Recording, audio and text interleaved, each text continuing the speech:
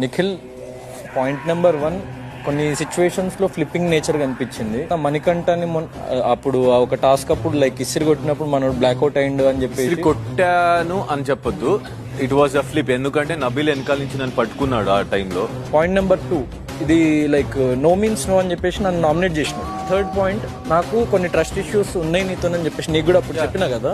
నాకు కంఫర్ట్ ఉన్న వాళ్ళతో, నాకు నచ్చిన వాళ్ళతోనే ఉంటాను తప్ప అందరితో కలవాల్సిన అవసరం నాకు లేదు. నాకు చెయ్యను. నేను ఇంతే. దీని మీద ఎన్ని నామినేషన్ వేసుకున్నా నాకు ఫరక్ పడదని నువ్వే చెప్పావు ఇక్కడ, రైట్? ఒప్పుకుంటావు కదా.